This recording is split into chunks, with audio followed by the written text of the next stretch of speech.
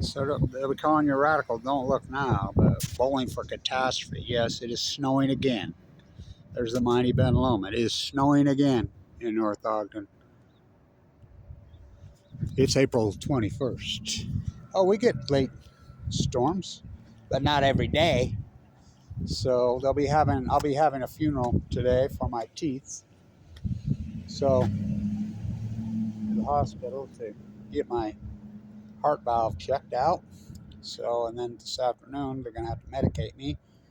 The last of my freaking molars is going. Never free, never me. Why? Right there above me is where my gallbladder ruptured because I did the unforgiven. I said the F word, Fukushima. I took on the nuclear, and I took on the Untouchables, the nuclear energy crime syndicate. So I was on about my fifth year of this fight, about fourth year. I was in LDS State. I was in a room one day, and this woman walks in, and she says to me, "You're a AML leukemia survivor, I understand." I says, "Yes, so far." And she says, "Let me give you some advice. I'm an AML long-term survivor." Howdy? She says, "Let me give you some advice. Go get all your teeth pulled now. Avoid the pain." I'm like, no, my teeth are good. They're great. I was in chemo denial. Oh boy. I mean, it's been a disaster, you know. The type of cancer I had, this is for cancer survivors, no days off, is in 2011 was unsurvivable. There's people surviving it now. I have ML de Nuevo, which is leukemia presents in tumors. I had a very high marker. And so, who's calling now? Yeah, that's snowflakes you're seeing. That's Martin up there. I'll call him back in order. So, on the salmon catastrophe, the collapse. So, just coincidence, bro. So,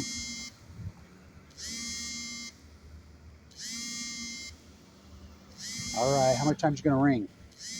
Oh my God. Really?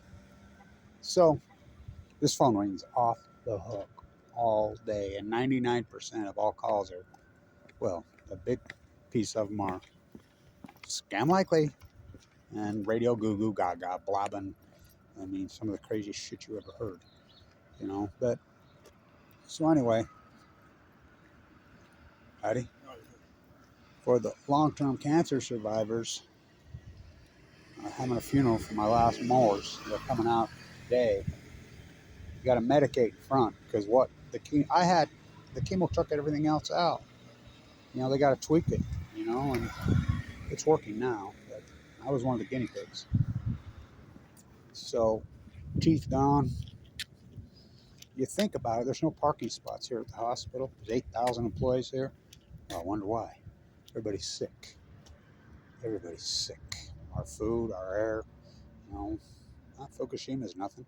And so they took out my teeth. Oh, my gallbladder. Holy shit, that was a nightmare. That emergency surgery almost killed me. My aortic valve, open heart surgery twice.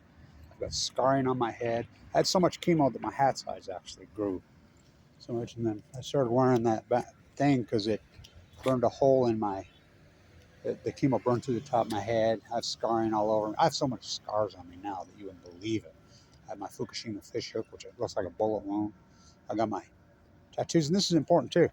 I think people need to understand that chemo and radiation are two different treatments. They're not the same treatment. They need to change the word of chemo. It's not your father, it's chemo.